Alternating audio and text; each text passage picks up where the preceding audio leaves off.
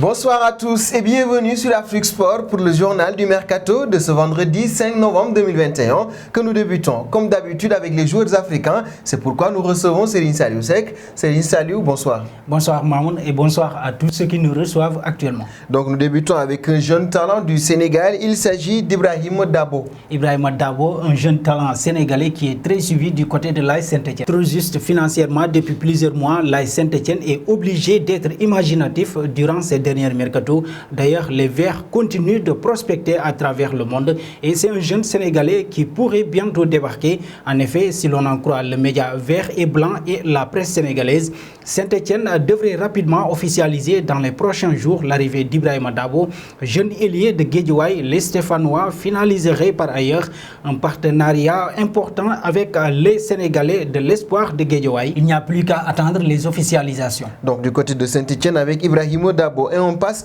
à un autre talent du continent, il s'agit d'André Onana. André Onana, selon les informations de Tuto Sport, le club néerlandais, l'Ajax Amsterdam, a proposé à l'Inter de Milan un échange entre Eriksen et André Onana. Christian Eriksen sous contrat jusqu'en juin 2022 avec l'équipe milanaise, un possible accord gagnant-gagnant qui permettrait aux deux équipes d'enregistrer la vente d'un joueur dans leur compte. Reste maintenant à voir si cet accord sera conclu. Effectivement, avec André Onana. Et on termine avec notre dernier talent africain du jour. Il s'agit de Wabi Kadri. Auteur d'un début de saison exceptionnel avec l'AS Saint-Etienne, Wabi Kadri serait très courtisé par Fenerbahçe. Wabi Kadri constitue la seule lueur d'espoir du peuple vert et forcément son nom réapparaît dans la rubrique Mercato avec un club qui lui est souvent associé, pas étonnant, et cela pourrait même durer quelques semaines jusqu'au prochain Mercato d'hiver. Wabi Kadri, l'attaquant de l'AS Saint-Etienne qui sauve les meubles comme il peut chez les Verts, serait donc courtisé par Fenerbahçe. Effectivement, Wabi Kadri, André Onana et Ibrahima Dabo, ce sont nos trois jeunes talents africains du jour.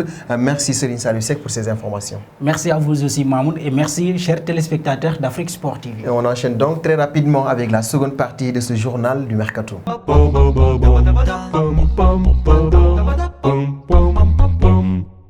Seconde partie de ce journal du Mercato du vendredi 5 novembre 2021 et nous partons du côté du Real de Madrid. On le sait, le club merengue aime les jeunes talents du Brésil. Ainsi, selon les informations de Defensa Central, les dirigeants madrilènes pourraient accueillir une nouvelle pépite brésilienne. Thales Magno aurait été supervisé à plusieurs reprises. Jeune ailier gauche de 19 ans, ce dernier évolue en MLS sous les couleurs de New York City. Recruté en mai 2021 en provenance de Vasco de Gama pour 7 millions d'euros, le natif de Rio de Janeiro a inscrit 2 buts en 15 apparitions avec le club américain. Et le Real de Madrid s'attend ainsi à avoir une nouvelle pépite du côté du Brésil comme Rodrigo ou encore Vinicius Junior. Et nous partons en Italie retrouver Zlatan Ibrahimovic. Ce dernier pourrait remplir du côté de l'AC Milan. En effet, l'international suédois a encore du jus et veut poursuivre sa carrière jusqu'à la Coupe du Monde 2022 au moins.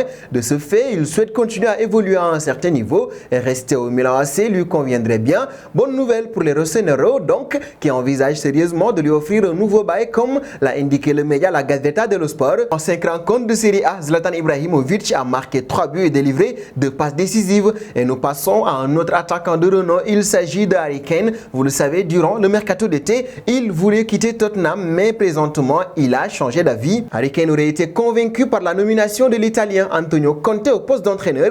L'ancien coach de l'Inter de Milan ayant été choisi par les dirigeants pour remplacer le Portugais Nuno Espirito Santo, poussé vers la sortie après un début de saison très compliqué. Nos confrères anglais affirment donc que Harry Kane serait persuadé que l'ex-sélectionneur de la Squadra Azzurra puisse permettre à Tottenham d'obtenir des trophées. Sous contrat jusqu'en juin 2024 avec le finaliste de la Ligue des Champions 2019, Harry Kane a marqué 7 buts en 14 matchs, toutes compétitions confondues. Il est donc un joueur très important pour Tottenham. Et nous partons du côté du FC Barcelone. Sergio Aguero sera indisponible pendant au moins 3 mois et le FC Barcelone est en train de chercher un successeur. Si l'on en croit le média AS, le choix numéro 1 de Matteo Alemany, le directeur du football, et Ramos Planes, secrétaire technique, serait Dani Olmo, l'international espagnol du RB Leipzig.